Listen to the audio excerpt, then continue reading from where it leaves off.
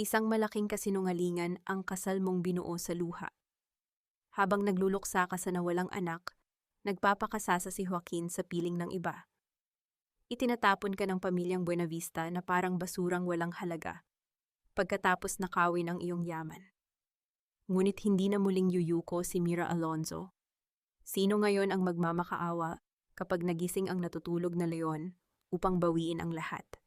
Kakayanin mo ba ang unang hagupit ng tadhana? Huwag mong alalahanin si Mirama. Alam mo namang pinakasalan ko lang siya dahil sa piraso ng lupa ng kanyang Tía Remedios sa Batangas na kailangan natin para sa proyekto. Si Clarice pa rin ang mahal ko at siya ang makapagliligtas sa negosyo natin. Ang bawat salitang binitawan ni Joaquin ay tila mga patalim na dahan-dahang bumaon sa dibdib ni Mira habang siya ay nakatayo sa tuktok ng hagdanan ng marangyang mansyon ng mga Buenavista sa Quezon City.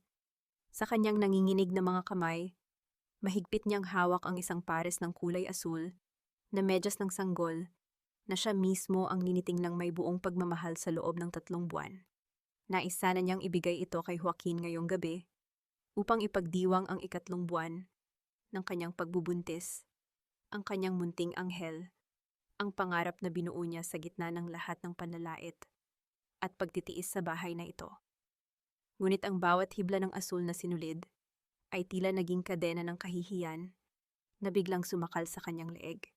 Nanghina ang kanyang mga daliri at ang munting medyas ay dahan-dahang nalaglag sa makintab at malamig na sahig na gawa sa marmol habang ang kanyang pandinig ay tila nabalot ng isang nakabibinging katahimikan. Ang kanyang puso ay parang basong kristal na bumagsak at nadurog sa libu-libong piraso na lumikha ng sugat sa bawat sulok ng kanyang pagkatao. Pakiramdam niya ay unti-unting nauubusan ng hangin ang kanyang mga baga at ang bawat tibok ng kanyang puso ay naging isang mabigat na pasanin na nagpahirap sa kanyang paghinga. Ito ba ang kabayaran sa lahat ng aking pagtitiis bilang isang mababang asawa na laging nakatungo sa harap ng mapangalipustang tingin ng aking biyenan? Ang maging isang kasangkapan lamang na itatapon kapag nakuha na ang huling patak ng pakinabang. Nanginginig ang kanyang buong katawan habang dahan-dahang humahakbang pababa sa hagdanan. Ang bawat paitang ay tila isang landas patungo sa sarili niyang burol. Nang marinig ni na Joaquin at Doña Teresa ang kanyang mga yabag, mabilis silang lumingon, ngunit walang bakas ng pagsisisi sa kanilang mga mata, tanging pagkairita lamang ang gumuhit sa mukha ng kanyang biyenan. Bakit ka nandyan, Mira? Kanina ka pa ba nakikinig sa usapan namin? Ang maring tanong ni Doña Teresa na may kasamang matatalas na tingin. Wala ka talagang modo kahit kailan ay hindi ka talaga natuto kung paano kumilos sa loob ng isang marangyang tahanan.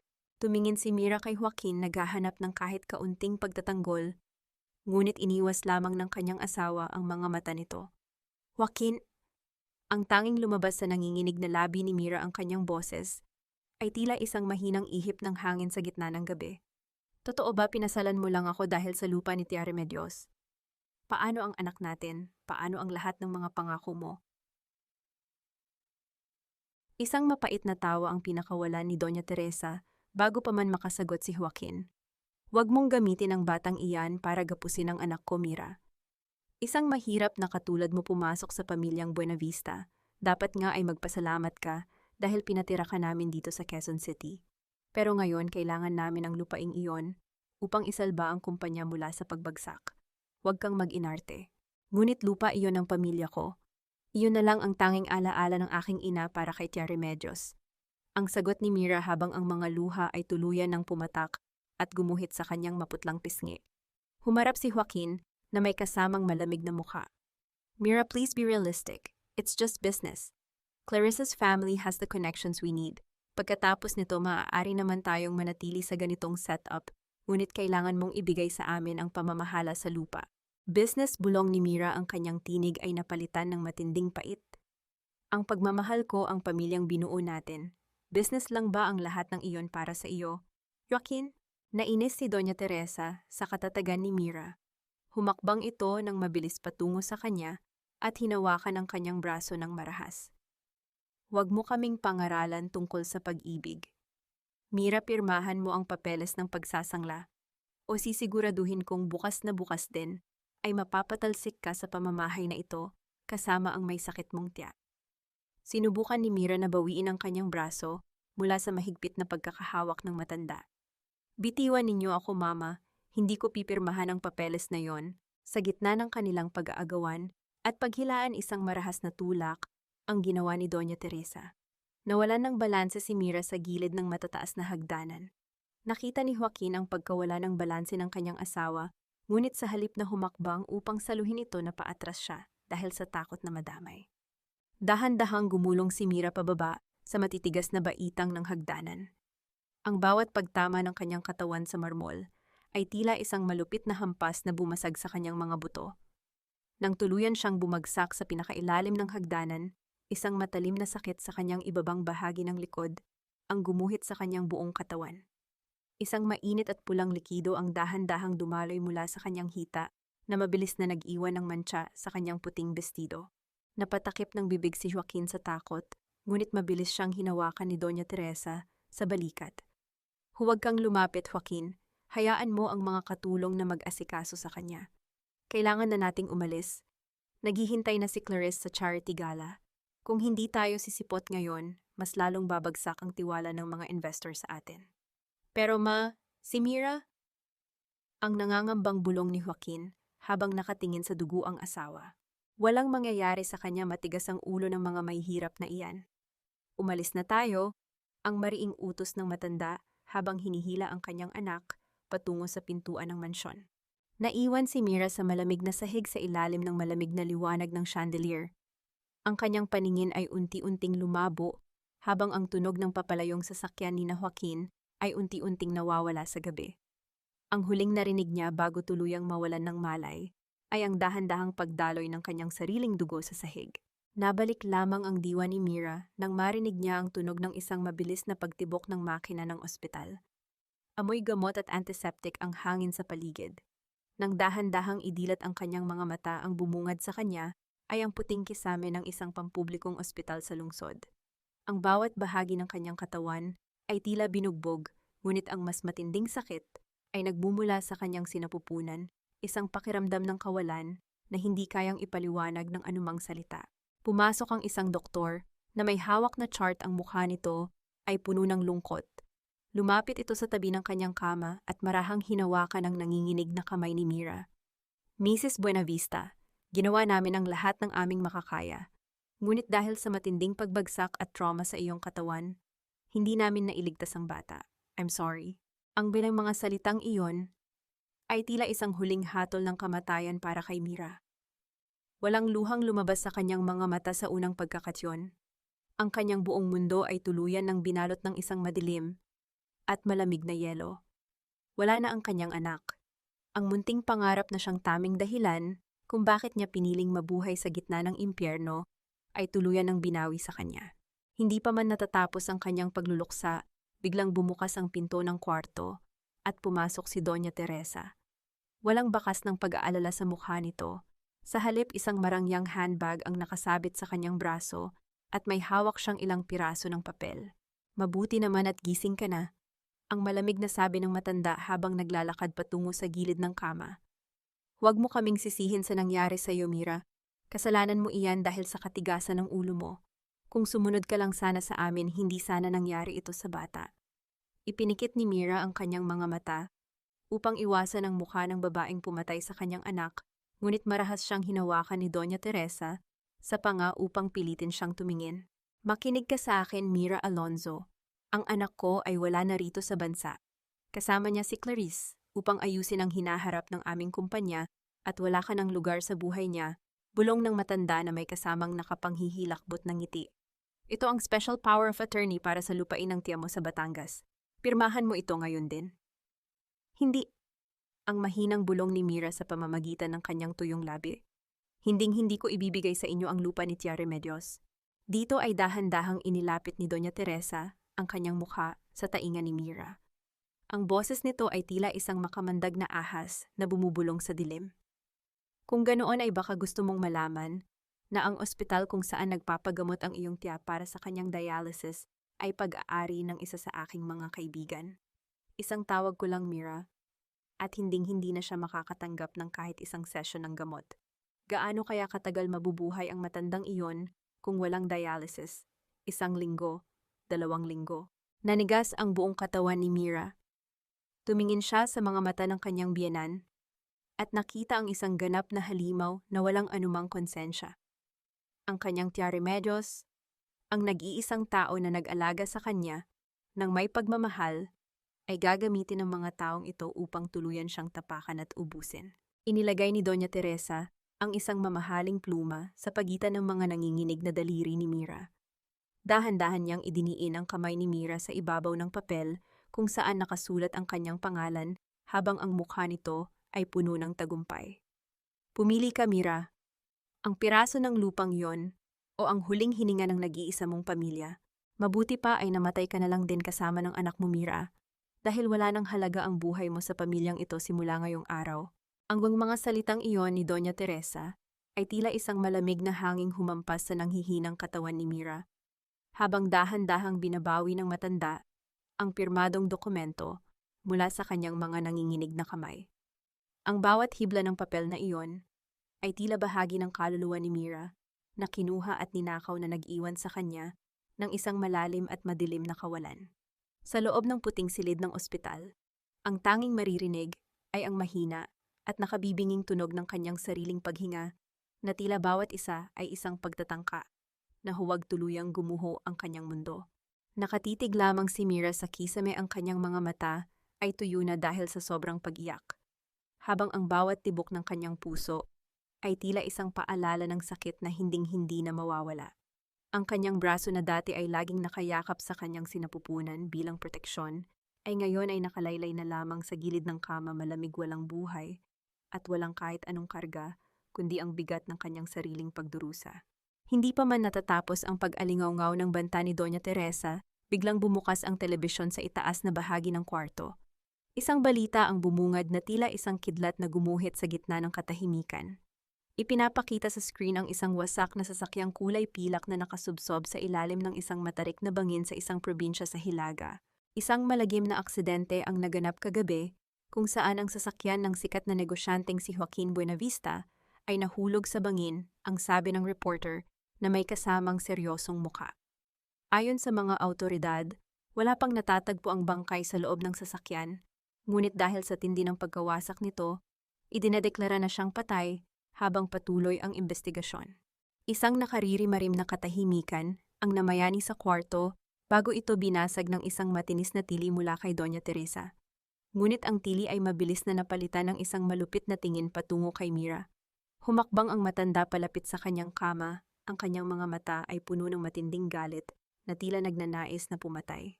Malas, napakalaki mong malas sa pamilyang ito, ang sigaw ni Doña Teresa habang dinuduro si Mira. Dapat ay hindi na kita pinapasok sa bahay namin. Pinatay mo ang apo ko at ngayon pati ang anak ko ay kinuha mo dahil sa sumpa ng kahirapang dala mo. Wala kang silbi. Isang basurang katulad mo ay hindi karapat-dapat na huminga sa ilalim ng pangalan namin. Walang lakas si Mira na sumagot. Ang kanyang isip ay tila lumulutang sa gitna ng isang malawak na dagat ng kalituhan. Patay na si Joaquin, paanong nangyari iyon kung ilang oras lang ang nakalilipas ay kasama pa nito si Clarice. Ngunit bago pa man siya makabuo ng anumang kaisipan, marahas na hinila ni Doña Teresa ang kumot na nakatakip sa kanyang katawan. Umalis ka na rito. Ngayon din, hindi na kami magbabayad ng kahit isang kusing para sa pananatili mo sa ospital na ito. Ang mariing utos ng matanda. Ipalalabas kita bilang isang pasyenteng walang pambayad at sisiguraduhin kong wala kang mapupuntahan, kundi ang kalsada. Sa kabila ng panghihina ng kanyang katawan at ang kirot sa kanyang sinapupunan na tila binabare na ng libu-libong karayom, pinilit ni Mira na tumayo. Ang bawat hakbang niya patungo sa pintuan ay tila isang paglalakad sa ibabaw ng mga bubog. Ang mga nurse at doktor na dati ay yumuyukod sa kanya bilang asawa ng isang Buenavista, ay ngayon ay tumitingin na lamang sa kanya ng may halong awa at pangungutya, habang siya ay inilalabas ng mga gwardya sa likurang bahagi ng ospital.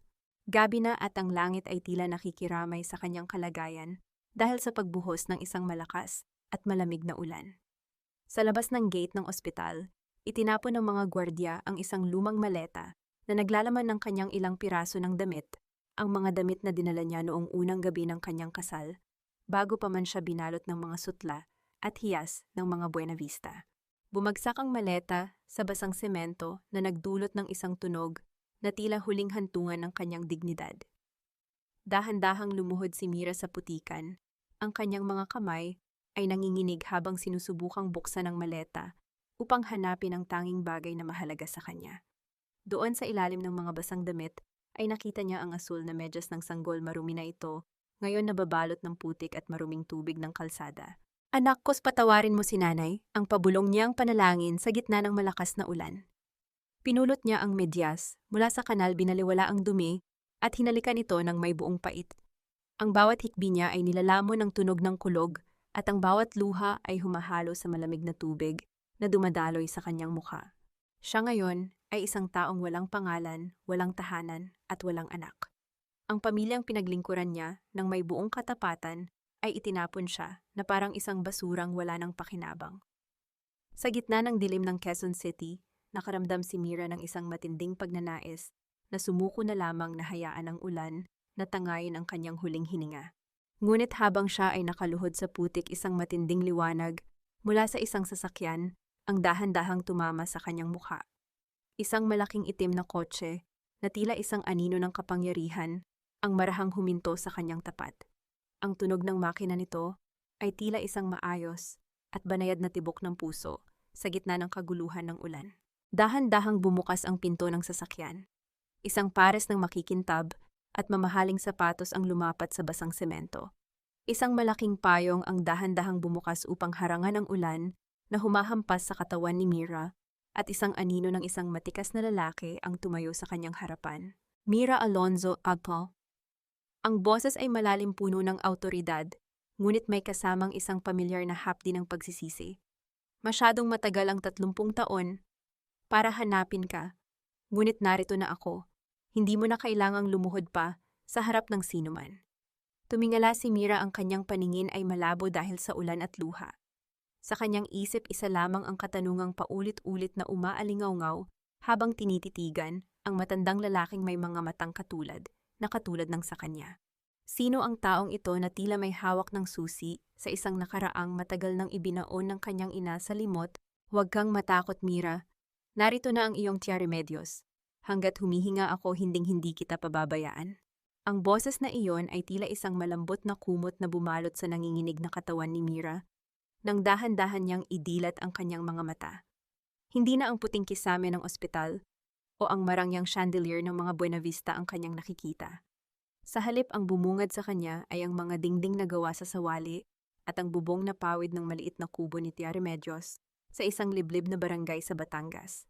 Ang hangin ay amoy tuyong dahon ng sambong at sariwang lupa, isang amoy na nagpabalik sa kanya sa mga panahong siya ay bata pa at wala pang dalang mabigat na dusa sa kanyang puso. Dahan-dahang lumapit ang matandang babae, ang kanyang mga kamay na magaspang dahil sa pagtatrabaho sa bukid ay marahang humahaplos sa noo ni Mira. Nakita ni Mira ang panginginig ng mga daliri ng kanyang tiya, isang palatandaan ng tumatanda na nitong katawan at ang pagod sa pag-aalaga sa kanya sa loob ng 3 araw na siya ay walang malay. Tiya, ang mahinang tawag ni Mira, ang kanyang boses ay paos at halos hindi marinig. Bakit po tayo narito, ang pamilyang Buena Vista, ang anak ko? Tumalikod si Tia Remedios upang itago ang mga luhang namumuo sa kanyang mga mata. Kinuha niya ang isang basong maligamgam na tubig at dahan-dahang tinulungan si Mira na uminom. Wala na sila, Mira. Wala na ang mga taong sumira sa iyo. Narito ka na sa bahay natin. Ligtas ka na sa piling ko. Sa kabila ng panghihina, napansin ni Mira ang isang lumang kahon na gawa sa kahoy na nakalagay sa tabi ng kanyang higaan. Ang kahon ay may mga ukit ng mga bulaklak na kumupas na dahil sa panahon, ngunit tila may dala itong isang mahiwagang bigat. Marahang binuksan ni Tia Remedios ang kahon at inilabas ang isang liham na ang papel ay kulay kape na sa katandaan. Dumating na ang panahon, Mira, ang pabulong na sabi ng matanda. Ito ang huling hiling ng iyong ina bago siya pumanaw. Sinabi niya sa akin na ibigay ko lamang ito sa iyo kapag ang mundo ay tila tinalikuran ka na at wala ka ng ibang matatakbuhan. Nanginginig ang mga kamay ni Mira habang tinatanggap ang liham. Ang sulat kamay ng kanyang ina ay tila isang tinig mula sa kabilang buhay puno ng pag-ibig at pagsisisi.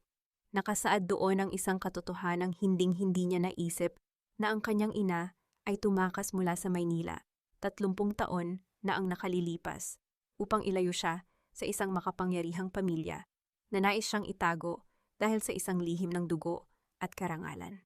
Hindi ka lamang isang simpleng anak ng magsasaka Mira. Ang pagpapatuloy ni Tia Remedios habang ang kanyang mga mata ay nakatingin sa malayo. Ang iyong ina ay nagmula sa isang pamilyang ang pangalan ay nakaukit sa mga malalaking gusali sa lungsod.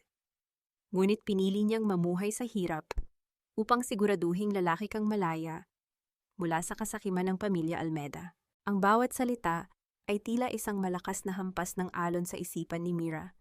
Almeda, ang pamilyang Almeda na tanyag sa buong bansa, paanong ang isang taong itinuring na basura ng mga Buenavista ay nagmula pala sa isang mas mataas at mas makapangyarihang angkan. Ngunit sa gitna ng kanilang pag-uusap, biglang napahawak si Tia Remedios sa kanyang dibdib. Ang kanyang mukha ay biglang namutla at ang kanyang paghinga ay naging mabilis at mababaw. Isang matinding ubo ang kumawala sa kanyang lalamunan at nakita ni Mira ang takot sa mga mata ng kanyang tiya. Tiya, ano pong nangyayari? Ang sigaw ni Mira habang pilit na bumabangon kahit nanginginig ang mga binti. Wala ito, Mira. Pagod lang ito sa pagbabantay sa iyo. Ang pilit ng ngiti ng matanda, ngunit ang kanyang mga labi ay nagsisimula ng mangitim.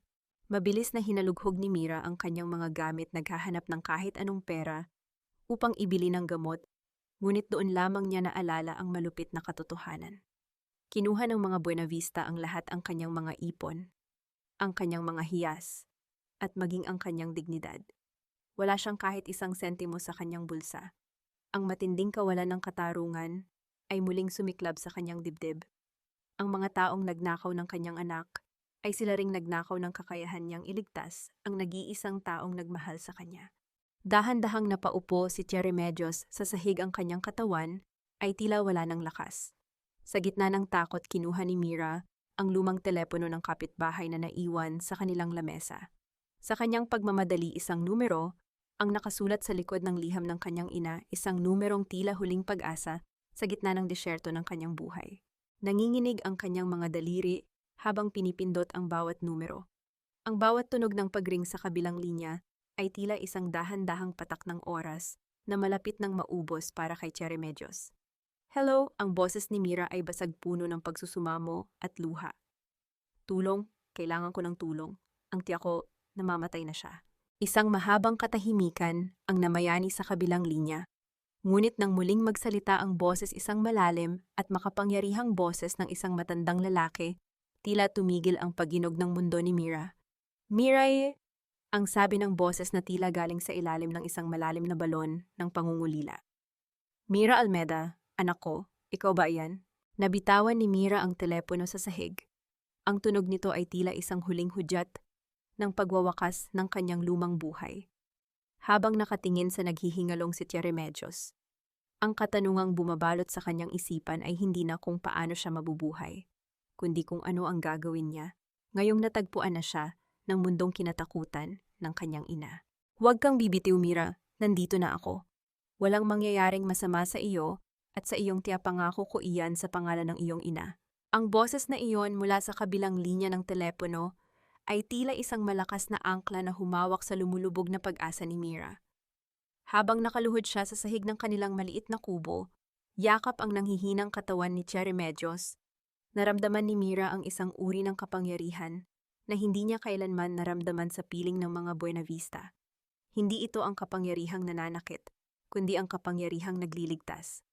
Ang bawat patak ng luha ni Mira ay tila naging kristal ng panalangin habang hinihintay ang tulong na ipinangako ng matandang lalaki. Hindi pa lumilipas ang 30 minuto, ang katahimikan ng liblib na barangay ay binasag ng malakas na tunog ng mga sirena ng ambulansya na tila humihiwa sa kadiliman ng gabi.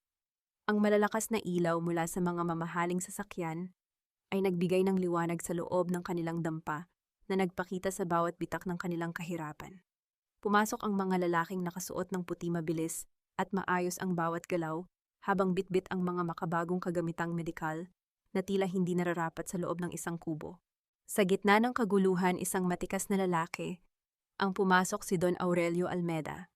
Ang kanyang bawat hakbang ay may dalang bigat ng awtoridad, ngunit ang kanyang mga mata ay nakatuon lamang sa babaeng duguang ang puso at nakaluhod sa putik. Nang magtagpo ang kanilang mga paningin, tila tumigil ang mundo. Nakita ni Mira sa mga mata ni Don Aurelio ang parehong hugis ng kanyang mga mata, ang parehong pait ng nakaraan, at ang parehong uhaw sa pag-ibig na matagal nang ipinagkait sa kanila.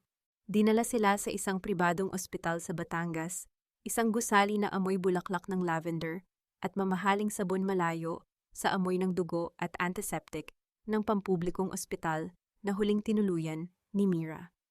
Doon sa loob ng isang marangyang suite, nakahiga si Tia Remedios na may mga makinang maayos na nagbabantay sa kanyang bawat tibok ng puso. Dahan-dahang pumasok si Don Aurelio sa kwarto, kung saan nakatayo si Mira sa tabi ng bintana nakatingin sa malawak na hardin sa labas. Lumapit ang matandang, kanyang mga hakbang ay banayad, tila natatakot na baka biglang maglaho ang anak na 30 taon niyang hinanap. Mira, ang tawag niya, ang kanyang tinig ay gumaralgal sa emosyon. Alam kong wala akong karapatang humingi ng tawad pagkatapos ng lahat ng nangyari sa inyo ng iyong ina. Ngunit sana ay bigyan mo ako ng pagkakataong patunayan na hinding-hindi ko kayo tinalikuran ng kusa. Humarap si Mira, ang kanyang mga mata ay puno ng pag-aalinlangan. Bakit ngayon lang? Bakit hinayaan ninyong dumanas kami ng ganitong hirap? Kung nahanap ninyo ako ng mas maaga, baka buhay pa ang anak ko. Ang tuwang mga salitang iyon ay tila isang malupit na sampal kay Don Aurelio. Lumuhod ang bilyonaryong lalaki sa harap ng kanyang anak, isang kilos na nagpakita ng kanyang ganap na pagsuko at pagsisisi. Hindi ko alam ang tungkol sa iyong anak, Mira, at ang sakit na nararamdaman mo ay doble sa puso ko. Ngunit simula ngayon, walang sinumang Buena Vista o kahit sinong tao ang muling makakahawak sa kahit isang hibla ng iyong buhok upang saktan ka. Dahan-dahang inabot ni Don Aurelio ang kamay ni Mira, at sa unang pagkakataon, naramdaman ni Mira ang init ng isang amang matagal na niyang ipinagkait sa kanyang sarili. Kahit may galit, naramdaman niya ang isang uri ng kapayapaan, na tila isang sugat na dahan-dahang hinuhugasan ng malinis na tubig. Inakay ni Don Aurelio si Mira patungo sa isang malaking salamin sa loob ng kwarto. Tingnan mo ang iyong sarili, Mira. Hindi ka na ang babaeng itinapon sa ulan. Hindi ka na ang biktima na walang boses. Tumingin si Mira sa salamin. Nakita niya ang kanyang maputlang mukha, ang mga pasa sa kanyang braso, at ang lungkot sa kanyang mga mata. Ngunit sa likod ng lahat ng iyon, may isang bagong ningning na nagsisimulang mabuo. Lahat ng kinuha nila sa iyo, anak. Ang iyong dignidad, ang iyong yaman, at ang iyong kaligayahan. Ibabalik natin ang lahat ng iyon nang may kasamang interes. Ang mariing pangako ni Don Aurelio habang nakatingin din sa salamin. Ngunit bago tayo lumaban, kailangan mo munang matutong maging isang tunay na Almeda. Kailangan mong tumayo ng matuwid, hindi dahil sa takot, kundi dahil alam mo ang iyong halaga. Napahawak si Mira sa kanyang kwintas, ang tanging alaala ng kanyang ina. Sa sandaling iyon, ang kanyang pagnanais na maghiganti ay napalitan ng isang mas malalim na layunin, ang mabuhay para sa kanyang anak, na nawala para sa kanyang Tia Remedios at para sa kanyang sarili. Ano ang kailangan kong gawin? Ang tanong ni Mira, ang kanyang boses ay hindi na nanginginig, kundi puno na ng determinasyon. Tumingin si Don Aurelio ng diretso sa kanyang mga mata at bumulong, kailangan mong patunayan sa kanila na ang pinakamalaking pagkakamali ng mga Buena Vista ay ang maniwala na ikaw ay isang taong madaling sirain. Ipakikita natin sa kanila kung paano sumikat ang araw pagkatapos ng pinakamadilim na bagyo. Ang ginto at sutla ay hindi kailanman kayang burahin ang marka ng mga pasa sa aking kaluluwa, kahit gaano pa kakinang ang aking bagong pangalan. Ang kaisipang ito ang tanging kasama ni Mira habang siya ay nakaupo sa isang silyang gawa sa inukit na nara sa malawak na beranda ng Hacienda Almeda sa Batangas. Sa kanyang harapan ay ang dahan-dahang pagsayaw ng mga dahon ng niyog sa ilalim ng banayad na ihip ng hangin mula sa dagat, at ang amoy ng mga bulaklak ng kalachuchi na nagbibigay ng isang mapayapang bango sa paligid. Ang karangyaang nakapaligid sa kanya, ang malawak na lupain, ang mga katulong na laging handang sumunod sa kanyang bawat naisin, at ang mga mamahaling gamot na nagpabalik ng sigla ni Tia Remedios ay tila isang panaginip na pilit niyang pinaniniwalaan. Ngunit sa tuwing ipipikit niya ang kanyang mga mata, ang alaala ng malamig na semento ng Quezon City at ang dugo ang puting bestido ay tila isang aninong hindi siya tinatantanan. Dahan-dahang uminom si Mira ng mainit na tsaa, Ngunit ang kanyang pansin ay naagaw ng isang lalaking nakatayo sa ilalim ng malaking puno ng akasya, hindi kalayuan sa beranda. Siya si Elias Navarro. Ang kanyang tindig ay matuwid na tila isang sundalo, at ang kanyang mga mata ay laging mapagmatyag, tila bawat galaw ng dahon ay binabantayan. Ayon kay Don Aurelio, si Elias ang pinakapinagkakatiwalaang tauhan na itinalaga upang maging proteksyon ni Mira. Ngunit sa likod ng seryosong mukha ni Elias, may nakita si Mira na isang uri ng kalungkutan na katulad ng sa kanya isang sugat na pilit itinatago sa likod ng tungkulin. "Ma'am Mira, kailangan niyo na pong inumin ang inyong bitamina," ang malumanay na boses ng isang katulong ang pumutol sa kanyang malalim na pag-iisip. "Salamat Maria, ilapag mo na lang dyan," ang sagot ni Mira habang pinipilit na bigyan ng isang matamis na ngiti ang babae. Sa sandaling iyon, isang pulang sasakyan ang dahan-dahang pumasok sa entrada ng hasyenda. Ang ungol ng makina nito ay tila isang malupit na tinig na nagpabilis sa tibok ng puso ni Mira. Ang kulay ng sasakyan ang matingkad at tila dugo ang pula ay agad na nagpabalik sa kanya sa gabi ng aksidente sa sasakyan ni Joaquin na humaharurot palayo habang siya ay nakahiga sa sahig. Biglang nanikip ang dibdib ni Mira. Ang hangin ay tila naging semento na bumabara sa kanyang lalamunan at ang kanyang mga kamay ay nagsimulang manginig ng walang kontrol. Ang bawat bahagi ng kanyang katawan ay tila bumalik sa sakit ng pagkahulog sa hagdanan. Ang silyang kinauupuan niya ay tila naging isang kulungan at ang bango ng kalachuchi ay naging amoy ng antiseptic ng ospital. "Hingalo, hindi ako makahinga." Ang pabulong niyang daing habang pilit na humahawak sa gilid ng lamesa. Ang tasa ng tsaa ay dahan-dahang dulas mula sa kanyang mga daliri at bumagsak sa sahig na nagdulot ng isang matalim na tunog ng pagkabasag na tila sumasalamin sa kanyang sariling pagkatao. Bago pa man siya tuluyang mawala ng balanse, isang matikas na braso ang mabilis na humawak sa kanyang balikat. Naramdaman ni Mira ang init ng isang katawan na nagsilbing kuta laban sa kanyang takot. Si Elias. Hindi niya namalayan kung paano itong nakarating sa kanyang tabi ng ganoon kabilis. "Ma'am Mira, tumingin kayo sa akin."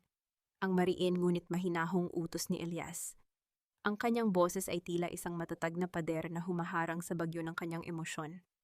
"Huminga kayo ng malalim. 1, 2, 3. Ligtas kayo rito. Walang sasaktan sa inyo rito sa Batangas." Dahan-dahang tumingin si Mira sa mga mata ni Elias. Nakita niya ang isang uri ng katapatan na matagal na niyang hindi nakita sa ibang tao. Ang panginginig ng kanyang katawan ay dahan-dahang humupa at ang hangin ay muling dumaloy sa kanyang mga baga. Ang bawat hawak ni Elias sa kanyang mga kamay ay may dalang respeto, tila kinikilala nito ang bawat piraso ng kanyang sakit nang walang panghuhusga. "Salamat, Elias!" Ang mahinang bulong ni Mira habang dahan-dahang bumabalik ang kulay sa kanyang mga pisngi. "Pasensya ka na, ang sasakyang iyon, akala ko." "Hindi niyo kailangang magpaliwanag, ma'am," ang sagot ni Elias habang dahan-dahang binibitiwan ang kamay ni Mira ng may paggalang. Ang mga sugat sa balat ay madaling maghilom, ngunit ang mga sugat sa isip ay nangangailangan ng oras. "Handa akong maghintay hanggang sa maging maayos ang lahat." Kumuha si Elias ng isang baso ng tubig at inabot ito kay Mira. Sa sandaling nagdait ang kanilang mga daliri, nakaramdam si Mira ng isang kakaibang uri ng kuryente, isang pakiramdam na tila muling nagpapaalala sa kanya na siya ay buhay pa. "Bakit mo ginagawa ito, Elias?"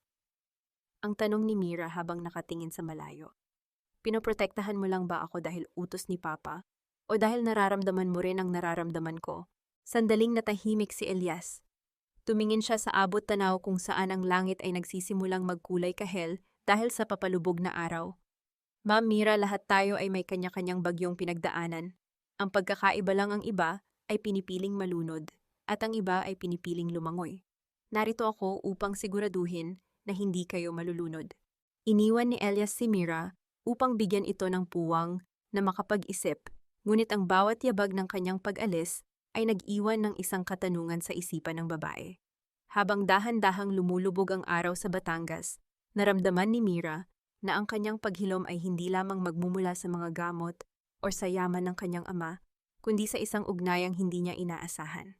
Ngunit sa gitna ng kapayapaang iyon, isang lihim na selyadong sobre ang naiwan sa ilalim ng pintuan ng kanyang kwarto, isang sobre na may tatak ng pamilyang Buenavista. Ang pag-aral kung paano maging isang Almeida ay tila pag-aral ng isang bagong wika kung saan ang bawat salita ay may dalang bigat ng tungkulin at ang bawat kilos ay kailangang may bakas ng hindi matitinag na karangalan. Ang kaisipang ito ang paulit-ulit na humahaplos sa isipan ni Mira, habang ang kanyang mga daliri ay dahan-dahang bumabagtas sa mga pahina ng makakapal na libro tungkol sa batas ng korporasyon at pagsusuri ng pananalapi. Sa loob ng malawak na silid-aklatan ng Hacienda Almeida, ang tanging maririnig ay ang banayad na pagtiktak ng orasan sa dingding at ang mahinang paghila ng hangin sa mga kurtinang pelus. Sa harap niya si Don Aurelio ay seryosong nakatingin, ang kanyang mga mata ay puno ng pag-asa, ngunit may kasamang higpit ng isang guro. Hindi na mga kagamitan sa kusina ang hawak ni Mira. Sa halip ang kanyang mga kamay ay dahan-dahan nang nasasanay sa bigat ng pluma at ang talas ng lohika. Hindi sapat na mabait ka lang, Mira.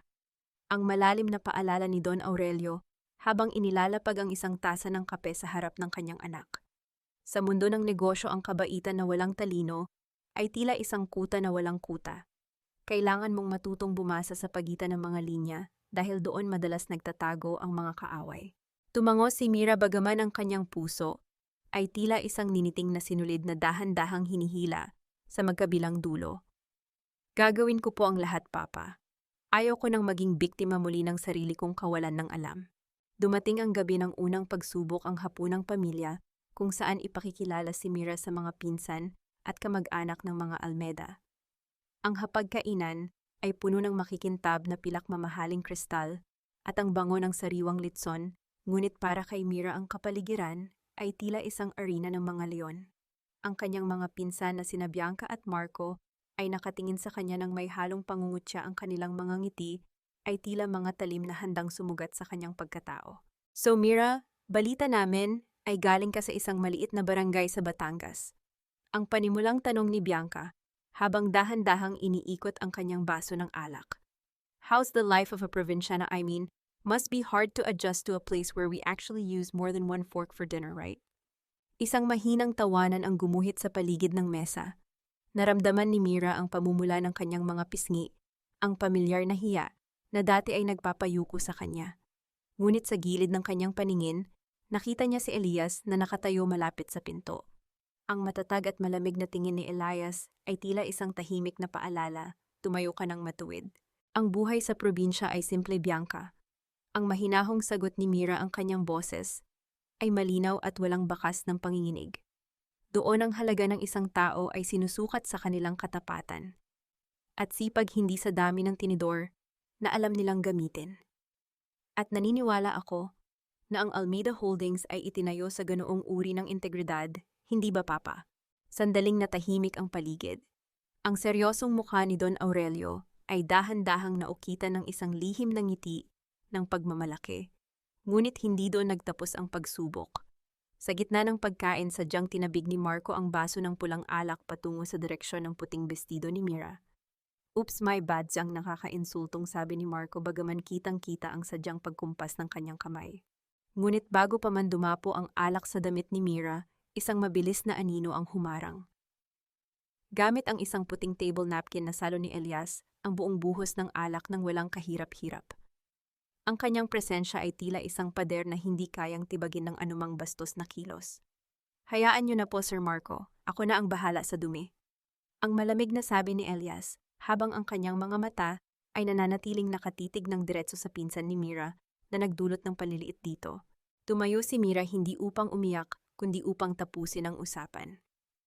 Salamat, Elias. At Marco, don't worry. Ang dumi sa damit ay nadadaan sa labada. Pero ang dumi sa asal, tila mas mahirap yata iyang tanggalin. Nagpatuloy ang hapunan ng may bagong tensyon, ngunit sa pagkakataong ito si Mira na ang may hawak ng renda. Sa bawat tanong tungkol sa pamumuhunan at mga plano sa korporasyon, sumagot siya ng may talas na nagpatahimik sa kanyang mga kritiko. Ipinakita niya na ang dugong Almeida na dumadaloy sa kanyang mga ugat ay hindi lamang isang pangalan, kundi isang kapangyarihan. Pagkatapos ng hapunan, habang naglalakad si Mira patungo sa kanyang kwarto, hinarang siya ni Elias sa pasilyo. Ang mukha ng lalaki ay mas seryoso kaysa sa karaniwan. Inabot niya kay Mira ang isang itim na folder na may selyo ng NBI. Ma'am Mira, kailangan niyo itong makita. Ang bulong ni Elias, ang kanyang boses ay tila isang babala ng paparating na bagyo. Dahan-dahang binuksan ni Mira ang folder. Ang kanyang puso ay tila tumigil sa pagtibok nang makita ang isang larawan ng isang lalaking nakasuot ng sunglasses sa isang mataong kalsada sa ibang bansa. Kahit malabo ang kuha, hinding-hindi niya malilimutan ang tindig at ang mga labi ng lalaking iyon. Joaquin, ang pabulong na daing ni Mira. Buhay siya pero ang aksidente, ang balita. Hindi siya namatay, ma'am, ang mariing sabi ni Elias. Ang aksidente ay isang palabas lamang upang taltasan ang pera ng kumpanya at tumakas mula sa kanyang mga pananagutan. At ayon sa ating impormante, plano na nilang bumalik sa Maynila kasama si Clarice. Nabitawan ni Mira ang folder, ang mga papel ay dahan-dahang nagkalat sa sahig na tila mga dahon ng isang sirang pangarap. Ang sakit ng pagkawala ng kanyang anak ay muling sumiklab sa kanyang dibdib, ngunit sa pagkakataong ito ang sakit ay may kasama ng apoy ng katarungan. Babalik siya. Ang sabi ni Mira, ang kanyang mga mata ay naging kasing lamig ng bakal. Babalik siya sa pag-aakalang wala na ang taong sinira niya. Ngunit hindi niya alam na ang Mira Alonzo na iniwan niya sa putikan ay patay na. Isang Mira Almeda ang naghihintay sa kanya. Tumingin siya kay Elias at sa unang pagkakataon, nakita niya ang sarili niyang determinasyon na sumasalamin sa mga mata ng kanyang protektor. Ang tunog ng malakas na kulog sa labas ng hasyenda ay tila isang hudyat ng pagsisimula ng isang digmaang hindi na maaaring iwasan. Hindi lang ako basta isang bodyguard na binayaran ng iyong ama, Mira. Ako ay isang undercover agent ng National Bureau of Investigation. Ang boses ni Elias ay tila isang malamig na hampas ng hangin na nagpatahimik sa buong silid-aklatan. Habang nakaupo si Mira sa harap ng malawak na lamesang puno ng mga dokumento, naramdaman niya ang isang uri ng pagkahilo. Ang lalaking laging nasa likod niya, ang lalaking sumasalo sa kanyang bawat pagbagsak, ay mayroon palaging mas malalim na dahilan sa kanyang pananatili. Dahan-dahang ibinaba ni Mira ang kanyang pluma, ang kanyang puso ay tila isang ibon na pilit kumakawala sa hawla ng kanyang dibdib. Agent Navarro, ang pabulong na tanong ni Mira, ang kanyang mga mata ay puno ng pag-aalinlangan. Ibig sabihin, ang lahat ng pagtulong mo sa akin, bahagi lang ba ito ng misyon mo laban sa mga Buena Vista? Huminga ng malalim si Elias at lumapit ng bahagya sapat na upang maramdaman ni Mira ang katapatan sa kanyang tindig.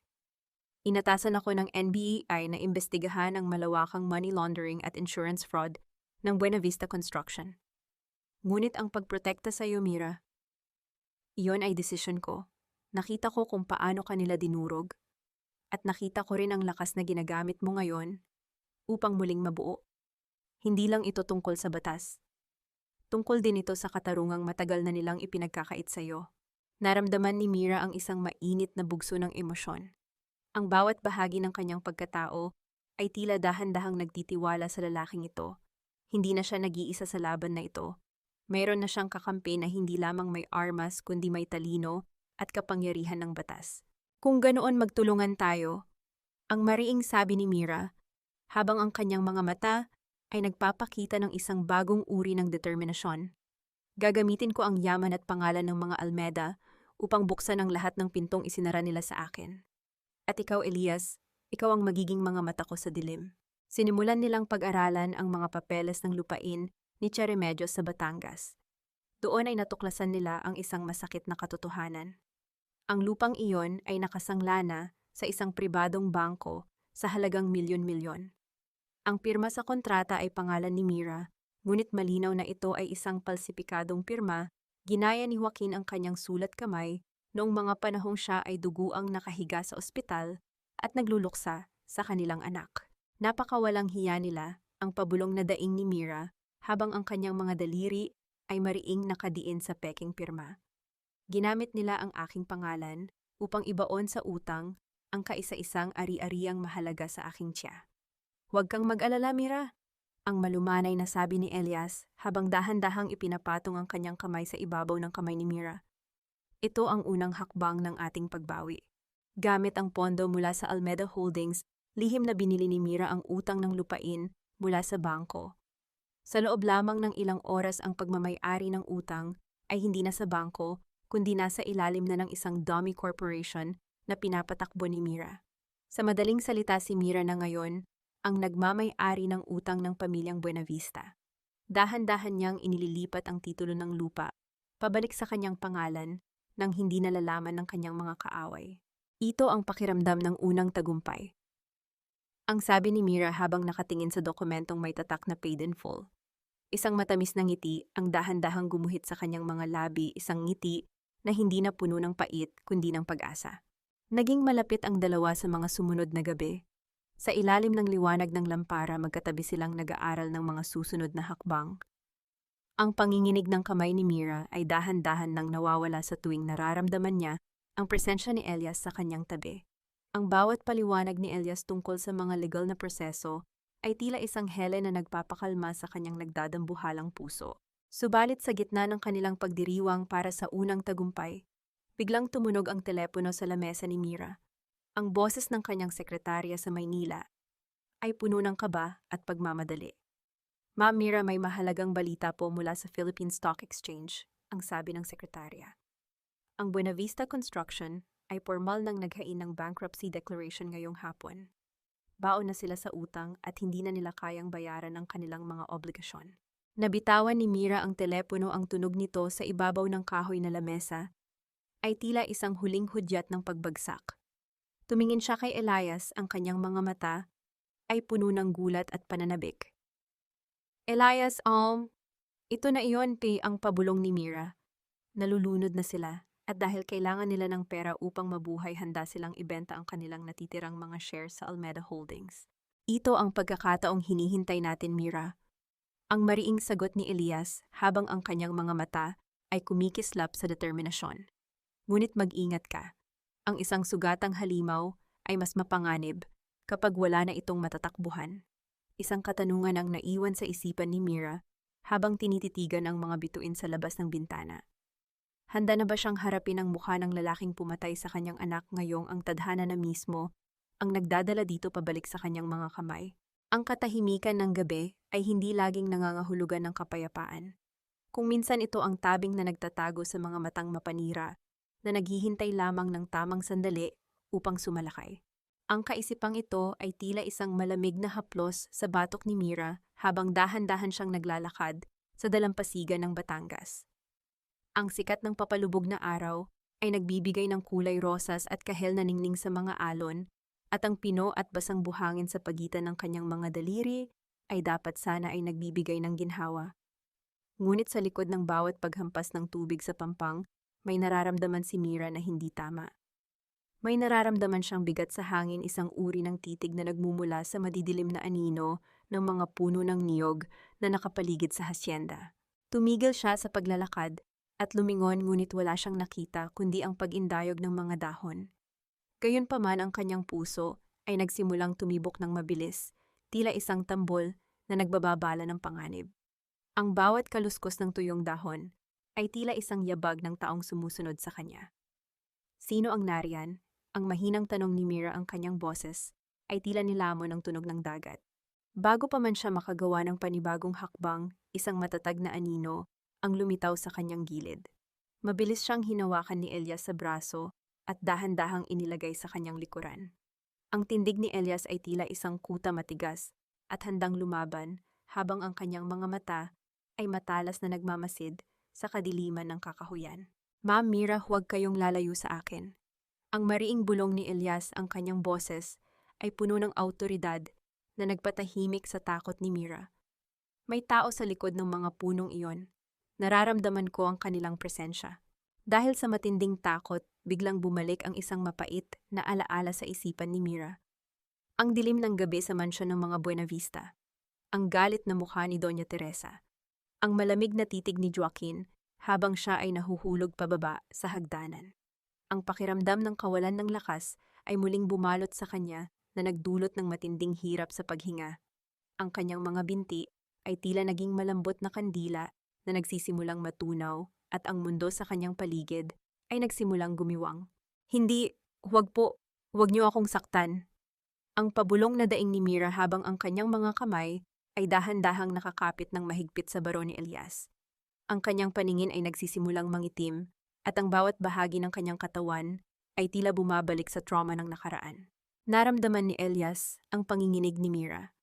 Sa halip na magpatuloy sa paghahanap sa kung sino man ang nagmamasid, mabilis siyang humarap at niyakap si Mira ng buong higpit. Inilapat niya ang kanyang mukha sa tainga ni Mira at ang kanyang mainit na hininga ay nagsilbing gamot sa nanginginig na kaluluwa ng babae. Huminga kayo, Mira. Tumingin kayo sa akin, ang malumanay na sabi ni Elias. Narito ako, hinding-hindi kita bibitiwan. Walang sino mang makakalapit sa iyo hanggat humihinga ako. Ligtas ka sa piling ko. Sa gitna ng yakap na iyon, naramdaman ni Mira ang matatag na tibok ng puso ni Elias. Amoy pine tree at sariwang hangin ang kanyang suot na polo, isang amoy na nagpatahimik sa kanyang nagdadambuhalang isipan. Dahan-dahang bumalik ang hangin sa kanyang mga baga at ang panginginig ng kanyang mga kamay ay dahan-dahang humupa. Sa sandaling iyon, ang takot ni Mira ay napalitan ng isang kakaibang uri ng init, isang pakiramdam ng pagiging mahalaga at protektado na hindi niya kailanman naramdaman kay Joaquin. Dahan-dahang humiwalay si Elias nang masiguradong maayos na ang pakiramdam ni Mira, ngunit nanatiling nakahawak ang kanyang isang kamay sa siko ng babae upang alalayan ito. Naglakad si Elias patungo sa lugar kung saan naramdaman niya ang nagmamasid kanina. Yumuko siya at may pinulot mula sa damuhan. Isa itong basyo ng sigarilyo. Ang brand nito ay hindi pamilyar sa mga lokal na tindahan sa Batangas. Isa itong mamahaling dayuhang brand na tanging ang mga taong may mataas na katayuan ang gumagamit. Kilala niyo ba ang brand na ito, Mira? Ang tanong ni Elias habang ipinapakita ang basyo. Nanlaki ang mga mata ni Mira. Ang kulay ng filter at ang tatak na ginto sa paligid nito ay hinding-hindi niya malilimutan. Iyon ang paboritong brand ni Joaquin, ang tanging sigarilyong ginagamit nito sa tuwing ito ay balisa o nagpaplano ng masama. Si Joaquin, ang pabulong na sabi ni Mira, ang kanyang boses ay puno ng panginginig. Siya ang narito, hindi siya namatay, Elias. Narito siya upang tapusin ang sinimulan niya. Bumalik sila sa mansyon ng may mabigat na pakiramdam.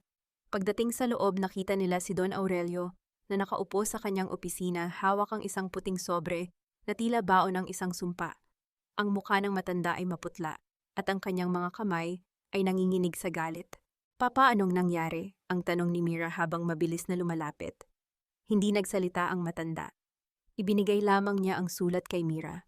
Ang mga letra sa loob ay pinagtagpi-tagping mga ginupit mula sa dyaryo na bumubuo ng isang nakapanghihilakbot na mensahe. Ilayo mo ang iyong bagong tagapagmana, Aurelio, kung ayaw mong matulod siya sa malubhang trahedya na sinapit ng kanyang ina 30 taon na ang nakalilipas. Ang mga Almeda ay hindi nararapat na magkaroon ng bukas. Nabitawan ni Mira ang sulat, ang papel ay dahan-dahang lumipad sa sahig na tila isang patay na dahon. Tumingin siya kay Elias at sa mga mata ng lalaki ay nakita niya ang isang matinding apoy ng determinasyon. Alam nilang dalawa na ang laban na ito ay hindi na lamang tungkol sa pera o ari-arian, ito ay tungkol na sa kanilang mismong buhay. Elias McPont, ang tawag ni Mira, ang kanyang boses ay hindi na puno ng takot, kundi ng isang malamig na katarungan. Huwag na nating hintayin sila ang sumalakay. Panahon na upang ipakita natin sa kanila kung ano ang kayang gawin ng isang nasugatang Almeda. Huminto ang tunog ng orasan sa dingding at ang katahimikan ng mansyon ay tila naging isang hudyat ng pagsisimula ng isang madugong labanan sa pagitan ng nakaraan at ng hinaharap. Isang baso para sa bagong buhay at sa muling pagbangon ng pamilyang Buenavista. Ang malakas na tinig ni Doña Teresa ay umalingaw-ngaw sa loob ng marangyang ballroom ng kanilang mansyon sa Quezon City. Ang tunog ng mga nagtatama ang mamahaling kristal na baso ay tila isang masayang musika sa pandinig ng mga piling panauhin na dumalo sa tinatawag nilang Resurrection Gala. Ang buong paligid ay napapalamutian ng mga puting bulaklak at gintong telang pelus na tila nagtatago sa katotohanang ilang buwan pa lamang ang nakalilipas ay nabalot ang bahay na ito ng pait at dugo. Sa gitna ng liwanag ng malaking chandelier, nakatayo si Joaquin Buenavista. Nakasuot siya ng isang mamahaling tuxedo, ang kanyang buhok ay maayos na nakaayos at walang bakas ng anumang galos mula sa aksidenteng muntik na niyang ikamatay. Sa kanyang tabi ay nakasandal si Clarice na suot ang isang kumikinang na bestidong gawa sa sutla na kulay pilak.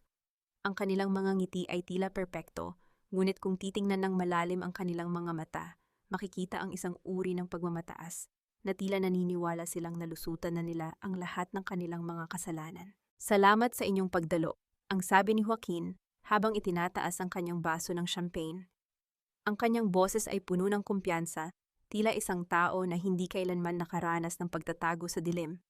Ang buhay ay puno ng mga pagsubok, ngunit ang mahalaga ay kung paano tayo bumabangon ng mas malakas at mas mayaman kaysa dati. Isang masigabong palakpakan ang sumunod.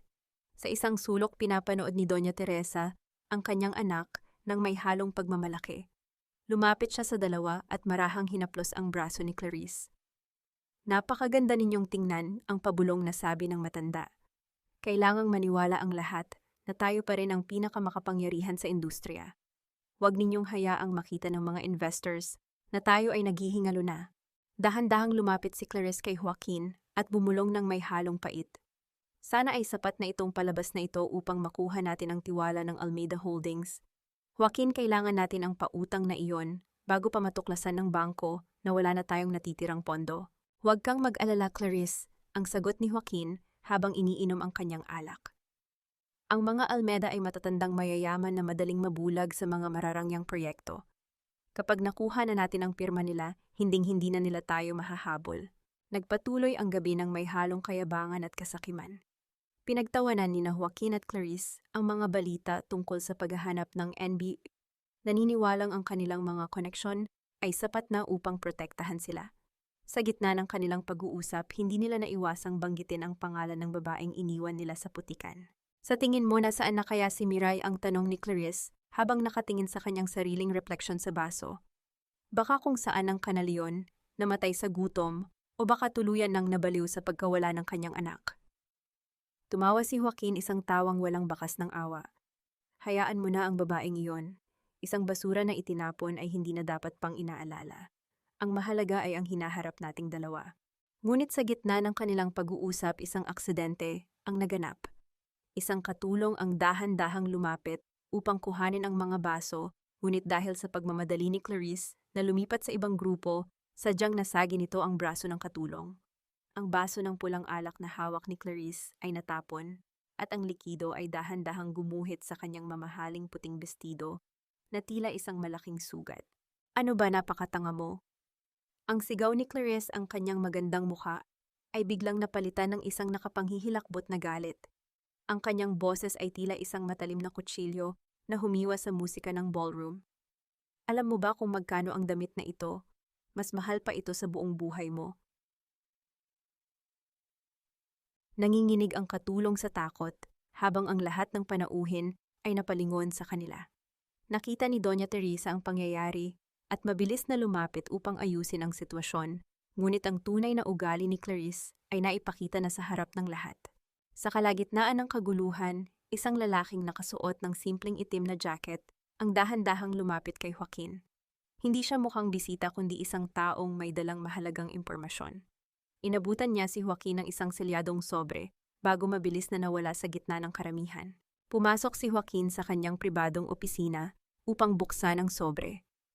Sa loob nito ay may ilang piraso ng larawan. Nang makita ang unang larawan, tila tumigil ang pag-inog ng mundo ni Joaquin. Ang bawat bahagi ng kanyang katawan ay nagsimulang manginig ng walang kontrol. Ipinapakita sa larawan ang isang babaeng nakasuot ng eleganteng asul na bestido, nakatayo sa harap ng isang malaking gusali ng Almeida Holdings sa Batangas. Ang mukha ng babae ay puno ng awtoridad, ang kanyang mga mata ay nagniningning sa talino, at ang kanyang tindig ay tila isang reyna.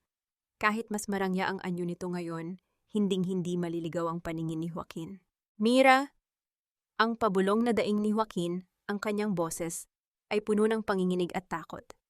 Hindi ito maaari, patay na siya. Personal kong nakita ang kanyang pagdurusa sa ulan. Paanong nangyaring siya ang nasa tabi ni Don Aurelio? Dahan-dahang binitawan ni Joaquin, ang larawan ng papel ay bumagsak sa kanyang mesa, na tila isang huling hatol ng kamatayan.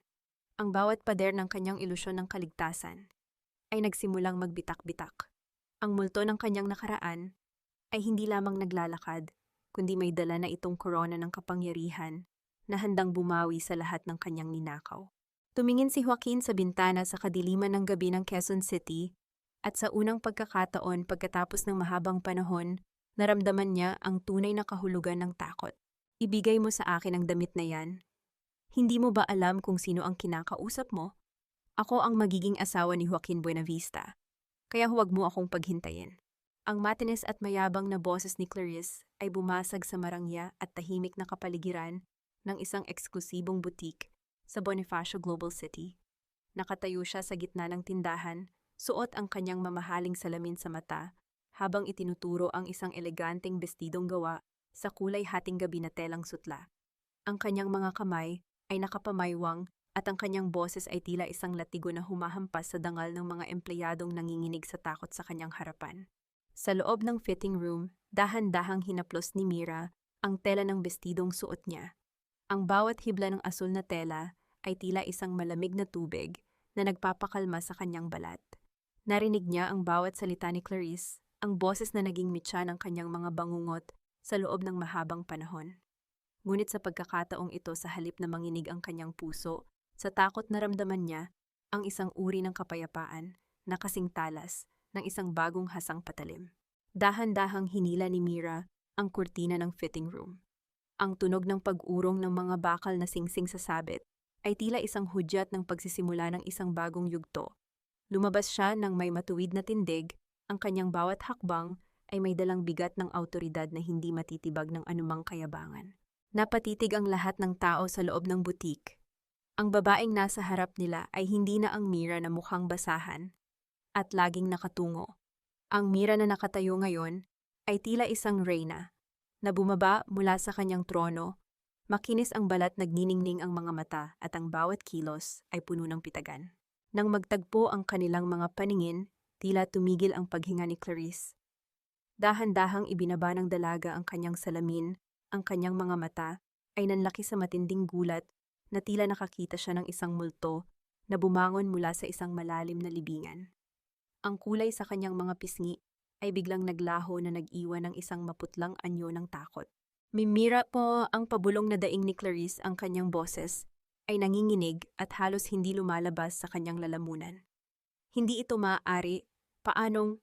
Dahan-dahang lumapit si Mira sa kanya. Ang distansya sa pagitan nila ay tila naging isang tulay ng nakaraan na puno ng pait. Huminto si Mira sa harap ni Clarice, sapat na upang maramdaman ng huli ang bango ng mamahaling pabango ni Mira, isang amoy na malayo sa amoy ng ulan at putik na huling iniwan sa kanya. Sinasabi mo bang sa iyo ang damit na ito, Clarice? Ang mahinahong tanong ni Mira.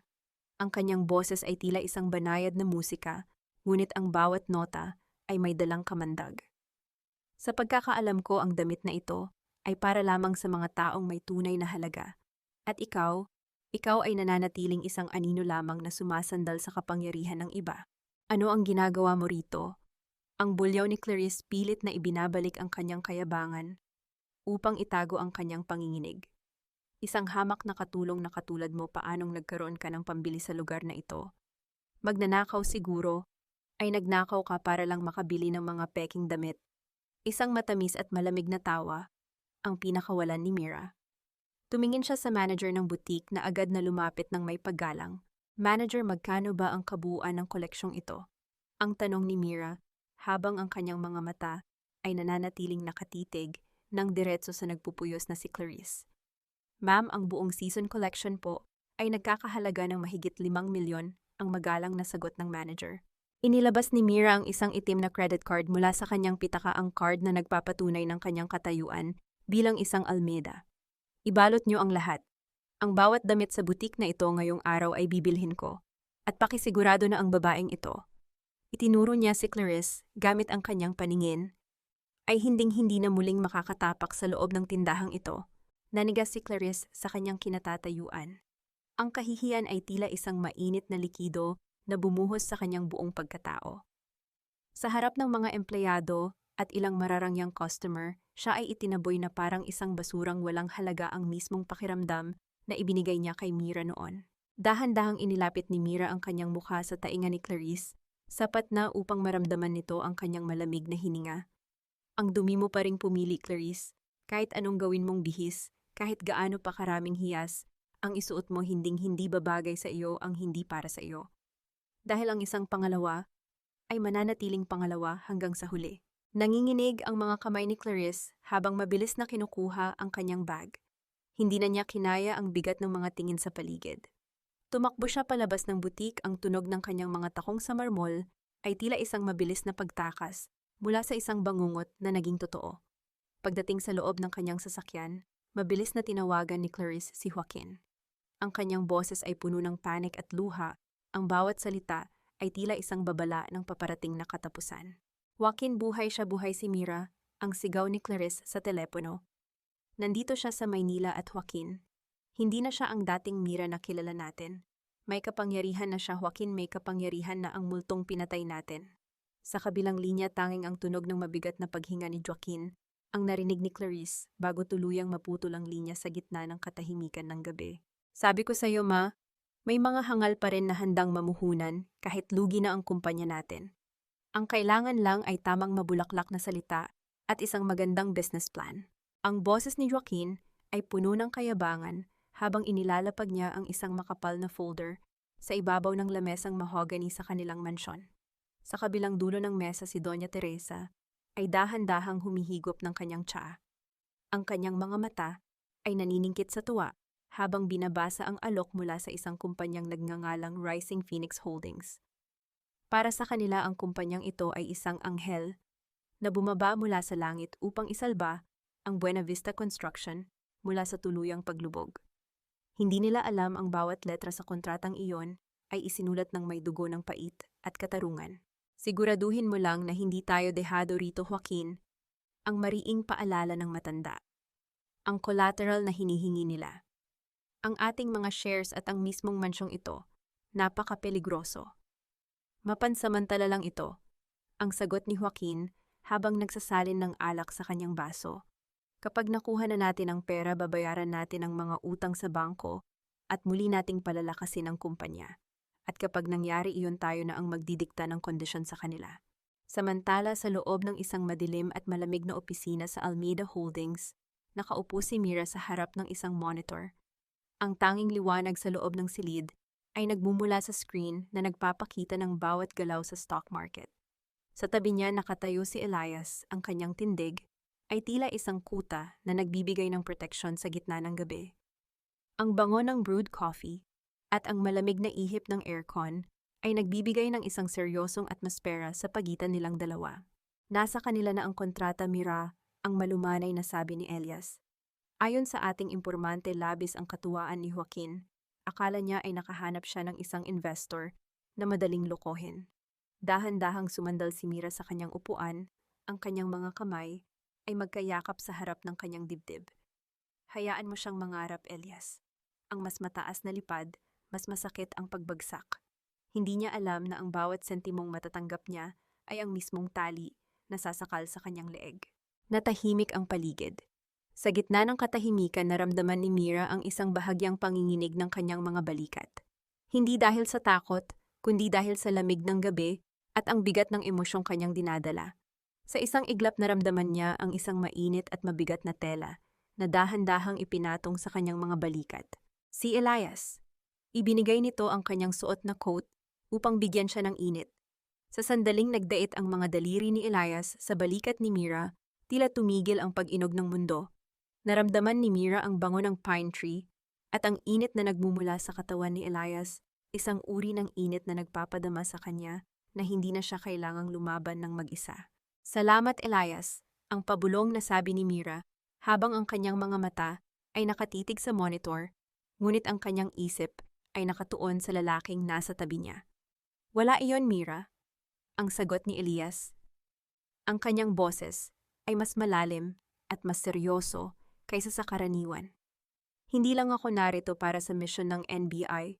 Narito ako dahil gusto kong makita ang araw na hihinga ka na ng maluwag na wala ng takot at wala ng pait sa iyong mga mata. Tumingala si Mira at nagtagpo ang kanilang mga paningin. Sa ilalim ng malamig na liwanag ng opisina, nakita niya ang isang uri ng katapatan na hinding-hindi niya nakita kay Joaquin. Walang manipulasyon, walang kasinungalingan, tanging dalisay na pagpapahalaga.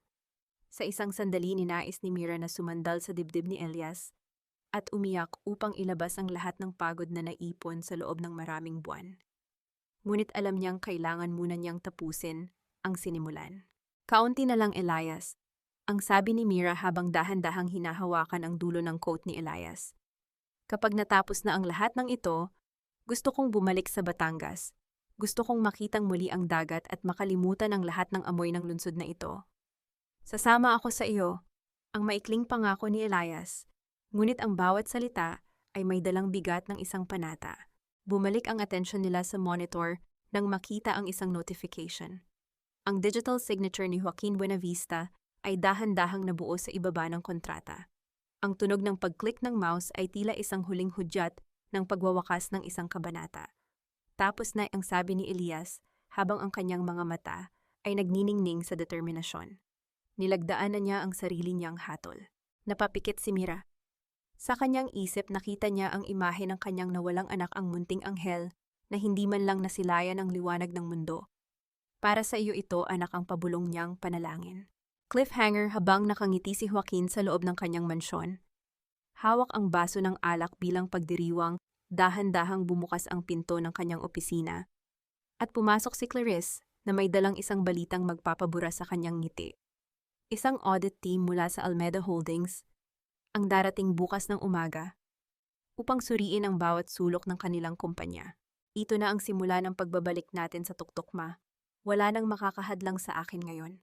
Sa oras na mapirmahan ang huling dokumento ng pautang malilinis na ang lahat ng utang natin at muling luluhod ang Maynila sa paanan ng mga Buenavista.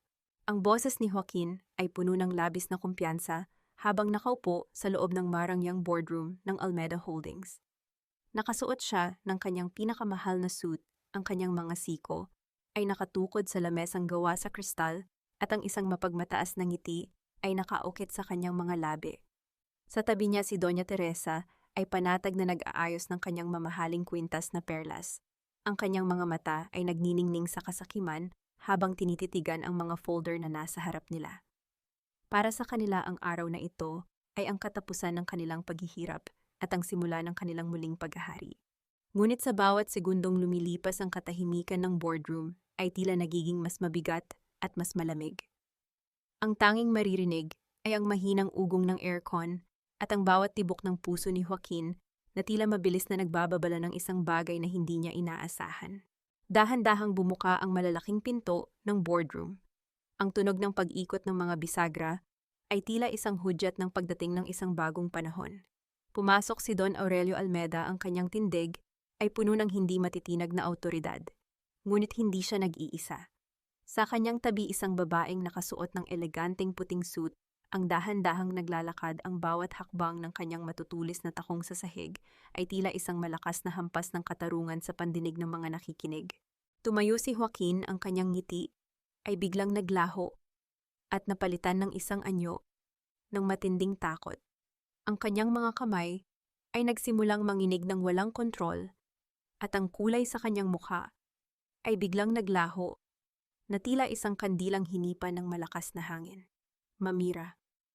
Ang pabulong na daing ni Joaquin, ang kanyang boses ay tila isang huling hininga ng isang taong nalulunod. Sino ang babaeng ito, Aurelio? Ano ang ibig sabihin nito? Ang bulyaw ni Doña Teresa habang pilit na itinatago ang panginginig ng kanyang boses. Isang hamak na katulong, isang imposter. Huwag mong sabihing ang babaeng ito ang ipinalit niyo sa negosasyon. Hindi sumagot si Don Aurelio. Sa halip marahan niyang inakay si Mira patungo sa gitnang upuan ng mahabang lamesa, ang upuan na para lamang sa pinakamataas na pinuno ng kumpanya. Ipinapakilala ko sa inyo si Mira Almeda. Ang malalim at maring sabi ni Don Aurelio, ang boses niya ay umaling-awngaw sa bawat sulok ng silid. Ang aking nag-iisang anak at ang bagong tagapamahala ng Almeda Holdings. Ang bawat sentimong hinihiram ninyo ay manggagaling sa kanyang mga kamay. Nanigas si Joaquin sa kanyang kinatatayuan. Ang bawat bahagi ng kanyang pagkatao ay tila dinudurog ng katotohanan. Ang babaeng itinapon niya sa ulan, ang babaeng dinalaw niya sa kanyang mga bangungot, ay ngayon ang may-ari ng kanyang huling pag-asa. Ang pait ng kahihiyan ay tila isang mainit na likido na bumuhos sa kanyang buong pagkatao. Dahan-dahang tumayo si Mira at lumapit kay Doña Teresa. Ang kanyang mga mata ay nagniningning sa isang uri ng katarungang matagal nang ipinagkait. Sa harap ng lahat ng board members, marahang kinuha ni Mira ang nanginginig na kamay ng kanyang dating biyenan.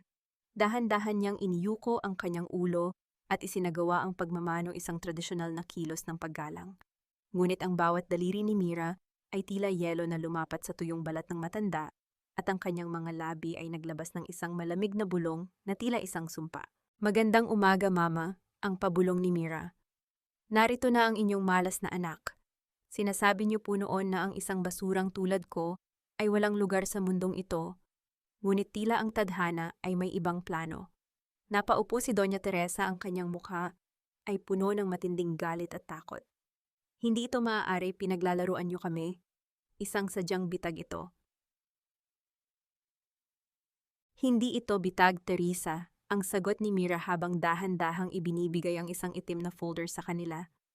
Ito ay ang bunga ng inyong sariling kasakiman dahil sa paglabag sa mga tuntunin ng pautang na pinirmahan ni Joaquin kagabi opisyal nang kinumpiska ng Almeida Holdings ang inyong mansyon sa Quezon City at lahat ng shares ng pamilyang Buenavista.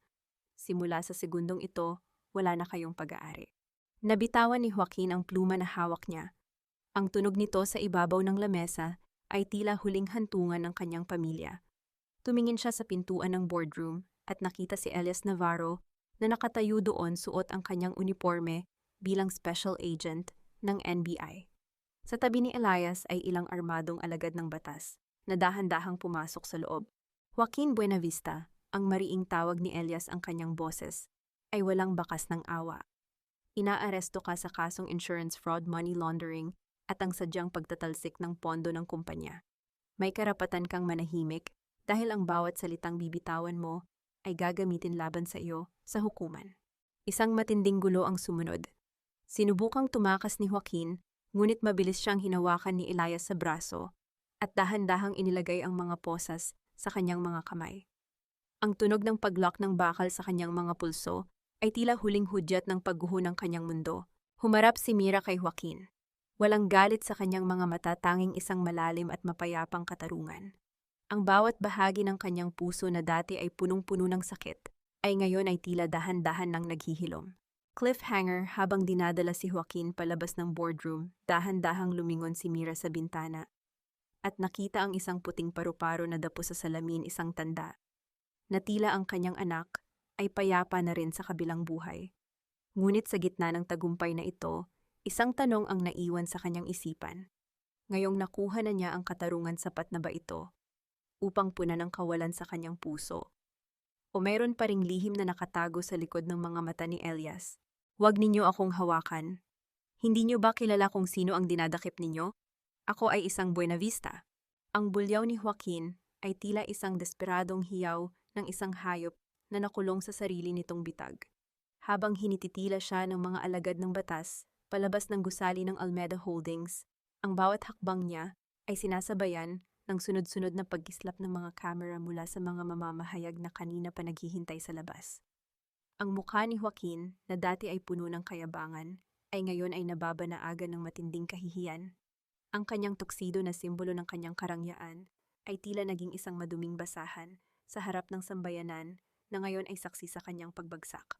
Sa isang sulok ng lobby nakatayo si Clarice.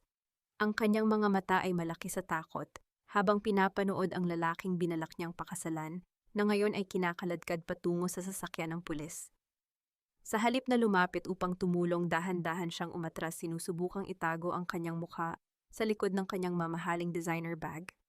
Ngunit bago pa man siya makarating sa pintuan ng exit, isang matatag na kamay ang humarang sa kanyang daan. Hindi ka pa pwedeng umalis, Clarice, ang malamig na sabi ni Elias Navarro. Ang kanyang tindig ay puno ng awtoridad habang ipinapakita ang isang warrant of arrest. Kasama ka sa mga idinademanda para sa sabutan sa insurance fraud at paggamit ng peking pagkakakilanlan. Sumama ka sa amin ng mahinahon. Wala akong kinalaman dito, ginamit lang ako ni Joaquin. Ang sigaw ni Clarice, ang kanyang boses, ay tila isang matinis na tunog ng pagkabasag ng kristal sa gitna ng mataong lobby. Ngunit ang kanyang mga luha ay hindi na nagawang palambutin ang puso ng sinuman. Ang mga poses na inilagay sa kanyang mga pulso ay tila huling hudyat ng pagwawakas ng kanyang mga ambisyon. Samantala sa loob ng boardroom na ngayon, ay tahimik na dahan-dahang lumuhod si Doña Teresa sa paanan ni Mira. Ang matandang babae na dati ay hindi marunong yumuko, ay ngayon ay nanginginig sa takot at pagsusumamo. Ang kanyang marangyang kwintas ay tila naging isang mabigat na kadena sa kanyang leeg. Mira, anak, patawarin mo kami. Ang pabulong na daing ni Doña Teresa, ang kanyang mga luha, ay dahan-dahang gumuguhit sa kanyang mukha na punong-puno ng kolorete. Huwag mong gawin ito sa amin. Saan kami pupunta? Ang mansyon, ang lahat ng ari-arian namin, huwag mo kaming pabayaan sa kalsada. Tumingin si Mira sa kanyang dating biyenan. Nakita niya ang isang babaeng nawalan na ng lahat, hindi dahil sa kanya kundi dahil sa sarili nitong kasamaan.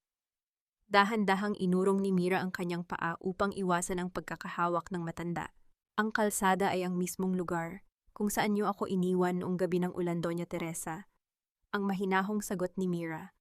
Ang kanyang boses ay walang galit, tanging isang malalim na katarungan. Huwag kayong magmakaawa sa akin ngayon dahil sa inyong pera. Magmakaawa kayo sa langit dahil sa buhay ng anak ko na kinuha ninyo. Ang katarungan ay hindi isang utang na loob na maaaring bayaran. Ito ay isang bunga ng bawat buto ng kasamaang inyong itinalim.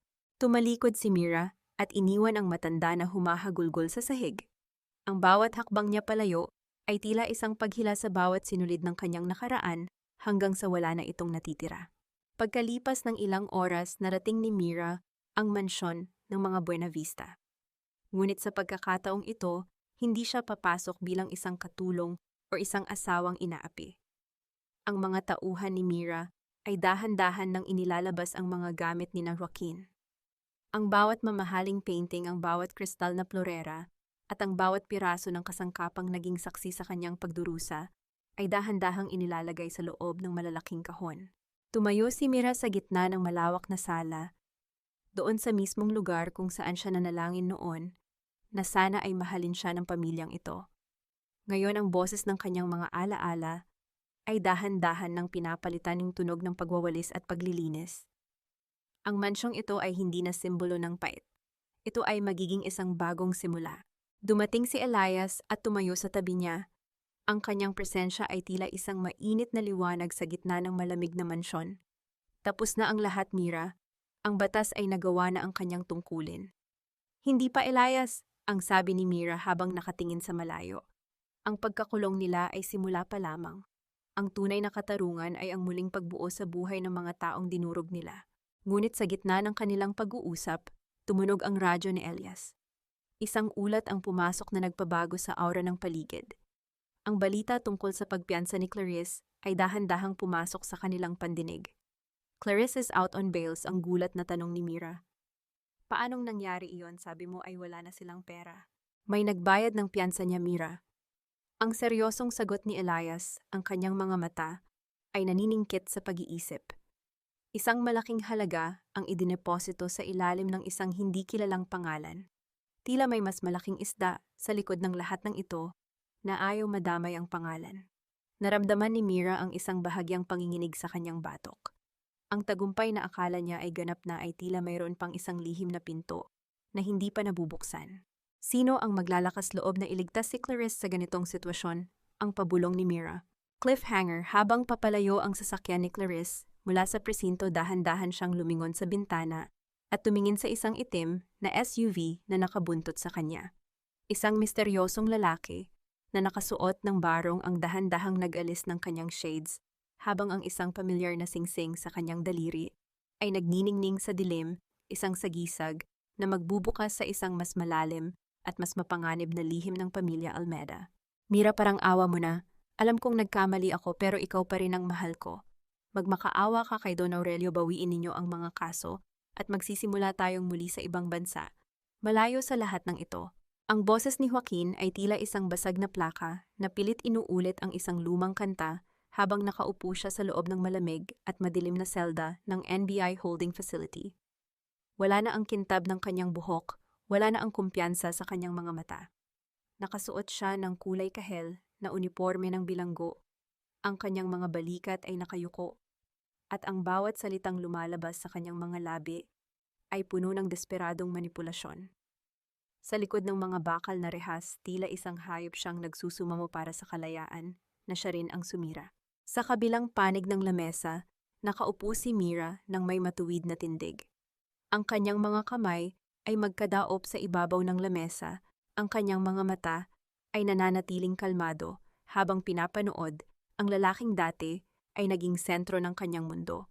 Ang amoy ng kalawang at lumang pintura sa loob ng kulungan ay tila isang malupit na paalala ng kinalalagyan ni Joaquin, isang lugar na malayo sa karangyaan ng kanilang mansyon. Pag-ibig, Joaquin. Ang mahinahong tanong ni Mira, ang kanyang boses, ay tila isang banayad na ihip ng hangin sa gitna ng init ng selda. Ang pag-ibig ba ay ang panonood sa akin habang gumugulong ako pababa sa hagdanan? Ang pag-ibig ba ay ang pag-iwan sa akin sa ulan habang namamatay ang ating anak? O ang pag-ibig ba ay ang pagnanakaw sa huling ari-arian ng matandang nag-alaga sa akin? Natakot lang ako, Mira, pinilit ako ni Mama. Ang sigaw ni Joaquin, ang kanyang mga kamay ay pilit na inaabot ang kamay ni Mira sa ibabaw ng lamesa, ngunit mabilis itong iniwas ng huli. Gagawin ko ang lahat para bumawi. Bigyan mo lang ako ng isa pang pagkakataon. Tumingin si Mira sa malayo sa maliit at mataas na bintana ng selda, kung saan aninag ang isang piraso ng asul na langit. Sa loob ng maraming buwan, ang galit ay tila isang apoy na nagpapatakbo sa kanyang buhay. Ngunit ngayon, habang kaharap ang taong sumira sa kanya, wala siyang nararamdamang galit. Tanging isang malalim na pagkapagod at isang matinding pagnanais na tuluyan ng makalaya. Narito ako ngayon, hindi dahil sa galit at lalong hindi dahil sa pag-ibig. Ang sabi ni Mira habang dahan-dahang binubuksan ang kanyang bag. Narito ako dahil kailangan kong tapusin ang sinimulan ko sa loob ng aking sarili. Joaquin, pinatatawad na kita. Nanlaki ang mga mata ni Joaquin, ang isang bahagi ng kanyang mukha ay nagpakita ng pag-asa. Talaga, Mira, palalabasin mo na ako rito. Pinatatawad kita hindi dahil karapat-dapat ka sa kapatawaran, kundi dahil ayaw ko nang dalhin ang bigat ng iyong mga kasalanan sa aking kinabukasan. Ang mariing pagpapatuloy ni Mira. Ang patawad ay para sa akin, upang hindi na ako maging biktima ng iyong nakaraan. Ngunit ang batas ay walang kinalaman sa aking emotion. Pagbabayaran mo ang bawat sentimong ninakaw mo at ang bawat sakit na idinulot mo sa loob ng kulungang ito. Inilabas ni Mira ang isang maliit na bagay mula sa kanyang bag at dahan-dahang inilapag ito sa gitna ng lamesa. Isa itong pares ng niniting na asul na medyas ng sanggol, malinis na ito ngayon, mabango at nakalagay sa loob ng isang maliit na plastic. Ito ang huling simbolo ng kanyang nakaraan, ang huling hiblang sakit na nag-uugnay sa kanilang dalawa. Ito ang huling alaala ng anak natin. Ang pabulong ni Mira, ang kanyang mga mata ay bahagyang nangilid ang luha, ngunit hindi ito pumatak. Iwan mo ito sa tabi ng iyong higaan. Hayaan mong ito ang magpaalala sa iyo gabi-gabi kung anong uri ng kayamanan ang itinapon mo para sa pansamantalang kapangyarihan. Nanghina si Joaquin nang makita ang asul na medyas. Ang tunay na pagsisisi ay tila isang matalim na balaraw na dahan-dahang bumaon sa kanyang puso.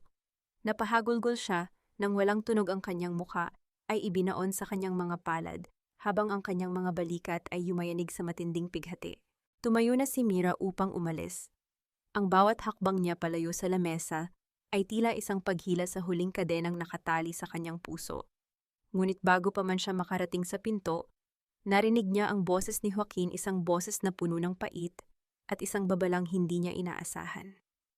Mira, ang tawag ni Joaquin, ang kanyang boses ay naging seryoso at malamig.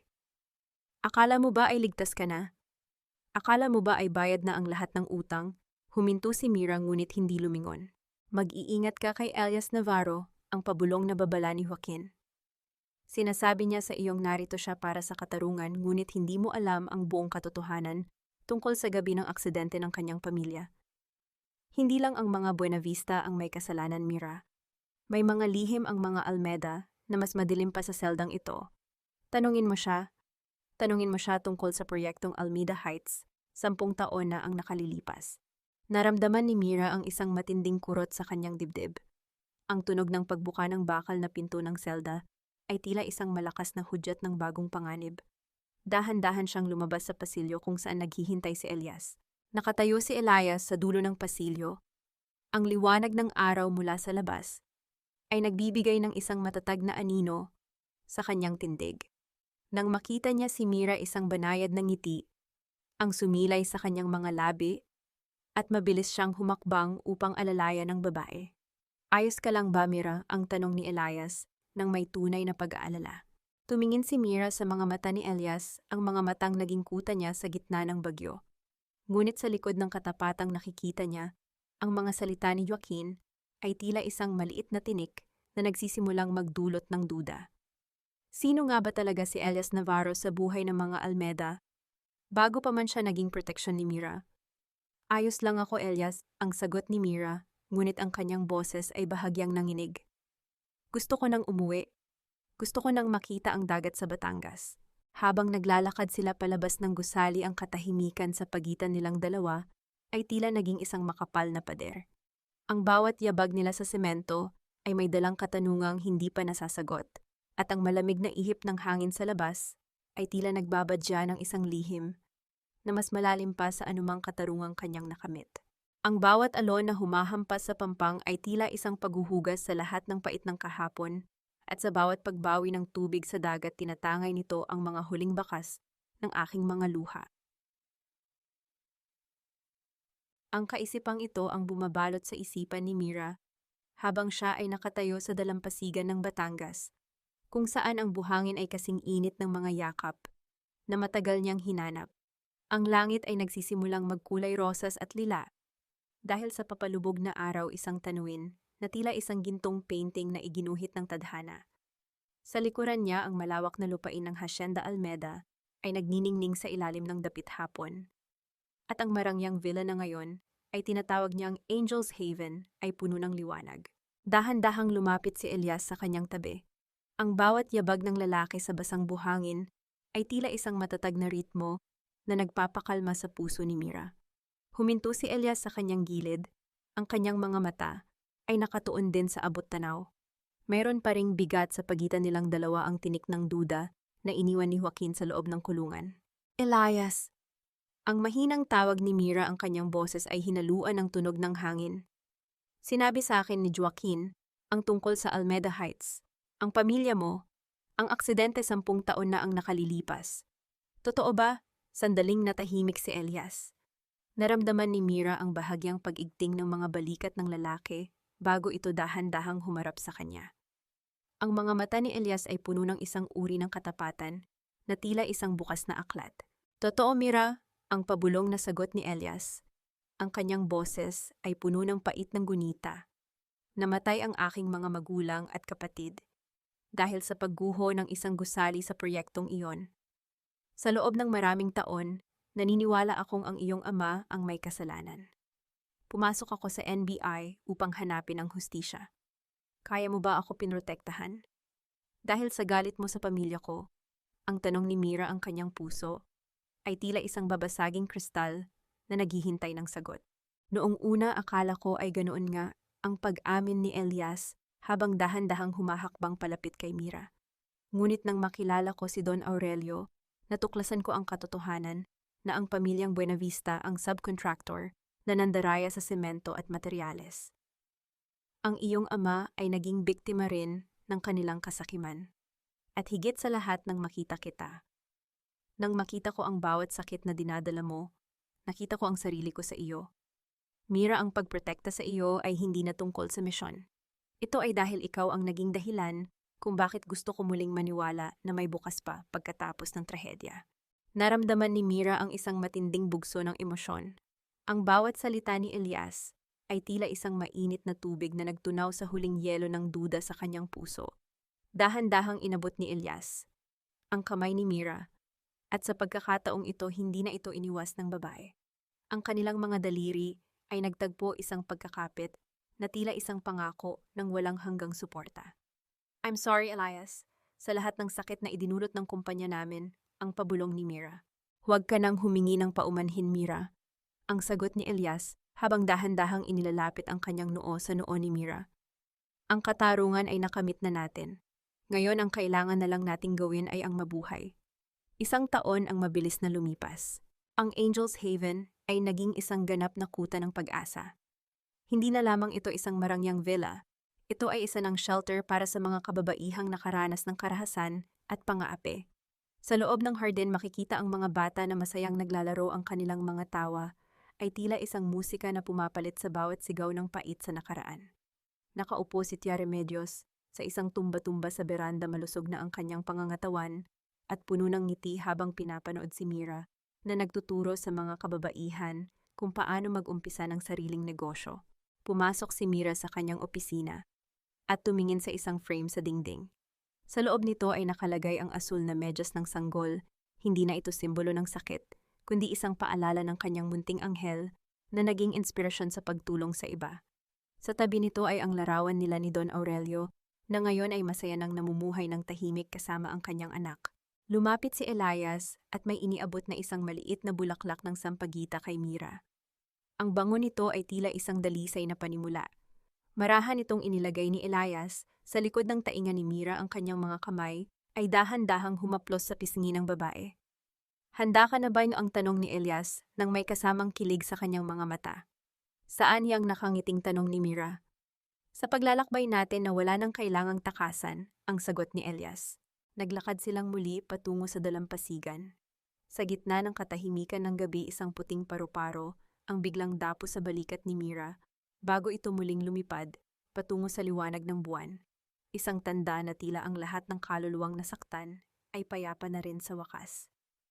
Salamat, Elias, ang pabulong ni Mira habang isinasandal ang kanyang ulo sa balikat ng lalaki. Sa wakas nahanap ko na ang tunay na tahanan. Hinalikan ni Elias ang tuktok ng ulo ni Mira habang ang tunog ng banayad na alon ay nagsisilbing hele sa kanilang bagong simula.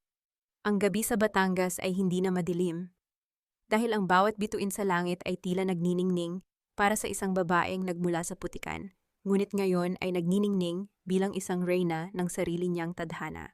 Isang taon ang mabilis na lumipas mula nang gumuho ang imperyo ng kasinungalingan ng mga Buenavista at ang lupain ng Hacienda Almeda ay muling nabalot ng isang uri ng katahimikan na hindi dala ng takot kundi ng ganap na kapayapaan. Sa bawat pagsikat ng araw sa abot tanaw ng Batangas, tila isang bagong pahina ng pag-asa ang binubuksan para sa mga naninirahan sa loob ng Angel's Haven. Ang marangyang villa na dati ay simbolo lamang ng yaman ay isa na ngayong kanlungan para sa mga kababaihang tulad ni Mira, mga sugatang kaluluwang nahanap ang kanilang lakas sa gitna ng dusa. Nakaupo si Mira sa isang bangko sa ilalim ng malaking puno ng mangga, pinapanood ang isang batang babae na masayang humahabol sa isang puting paru-paro sa damuhan. Sa kanyang tabi, isang babaeng nagngangalang Elena, isang bagong dating sa shelter na may mga pasa pa sa braso, ang dahan-dahang umiiyak habang ikinukwento ang kanyang pait. Hinawakan ni Mira ang kamay nito, ang kanyang haplos ay puno ng pag-unawa na tanging ang isang taong nakaranas ng matinding dilim ang makakapagbigay. Huwag kang matakot, Elena, ang malumanay na sabi ni Mira. Ang mga pasasabalat ay naghihilom at ang mga sugat sa puso, kahit gaano pa kalalim, ay dahan-dahang natatakpan ng bagong pag-asa. Tingnan mo ako. Akala ko noon ay katapusan na ng mundo ko sa gitna ng ulan, ngunit doon pala nagsimulang dumaloy ang bago kong buhay. Sa loob ng kanyang puso, nahanap na ni Mira ang sagot sa kanyang sariling katanungan tungkol sa kapatawaran. Pinatawad na ba niya sina Joaquin at Doña Teresa? Ang sagot ay oo, hindi dahil naging mabuti sila, kundi dahil pinili ni Mira na huwag nang maging bilanggo ng kanilang mga alaala.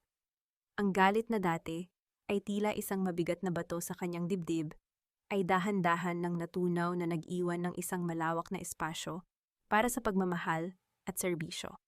Sa tuwing naaalala niya ang kanyang munting anghel, hindi na ito may kasamang hapdi. Sa halip ito ay may kasamang matamis na ngiti dahil alam niyang ang kanyang anak ang naging mitya upang iligtas ang libu-libong iba pa.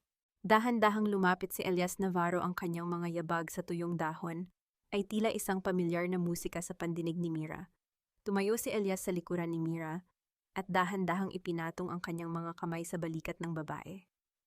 Ang bango ng pine tree at ang init ng kanyang presensya ay nananatiling kuta ni Mira sa bawat araw. Sa likuran nila matatanaw si Don Aurelio at Tia Remedios na masayang nag-uusap sa beranda habang uminom ng sariwang buko juice. Ang pamilyang pinangarap ni Mira ay hindi nabuo sa paraang inaasahan niya, ngunit ito ay mas matatag at mas dalisay kaysa sa anumang ilusyon ng nakaraan. Mira, oras na para sa ating dapit hapon na lakad sa dalampasigan. Ang pabulong ni Elias, ang kanyang boses ay puno ng paglalambing. Naglakad silang magkahawak kamay patungo sa dagat. Ang bawat paghampas ng alon sa kanilang mga paa ay tila isang pagbabasbas ng kalikasan. Huminto sila sa harap ng papalubog na araw, kung saan ang langit at dagat ay nagtatagpo sa isang gintong yakap. Elias, salamat dahil hindi ka bumitaw, ang sabi ni Mira, habang isinasandal ang kanyang ulo sa balikat ng lalaki. Salamat dahil pinili mong lumaban, Mira, ang sagot ni Elias, habang mahigpit na humahawak sa kanyang kamay. Dahil sa iyo nahanap ko rin ang sarili kong katarungan at kapayapaan. Sa bawat nanay-ate at bawat babaeng nakikinig sa kwentong ito, habang nagluluto o naglilinis ng bahay ito, ang nais iwanan ni Mira sa inyo. Ang inyong halaga ay hindi sinusukat sa dami ng sakit na kaya ninyong tiisin sa kamay ng mga mapang-api. Ang tunay na lakas ay nasa inyong kakayahang tumayo, yakapin ang inyong mga sugat at gawin itong mga bituin na gagabay sa inyo patungo sa bagong umaga. Huwag kayong matakot na bumitaw sa mga taong sumisira sa inyo dahil sa bawat pagtatapos ng isang masakit na kabanata, merong isang Almeda o isang Elias na naghihintay na kayo ay alalayan at madalas ang taong iyon ay ang inyong sarili mismo. Isang huling puting paru-paro ang dapo sa dulo ng daliri ni Mira bago ito tuluyang lumipad pa itaas, patungo sa malawak at asul na langit. Sa wakas, ang bawat hikbi ay naging hele at ang bawat pait ay naging pagpapala. Ang kwento ni Mira Alonzo ay nagtatapos dito, hindi sa isang duguang hagdanan, kundi sa isang dalampasigang puno ng liwanag, pag-ibig at walang hanggang kapayapaan.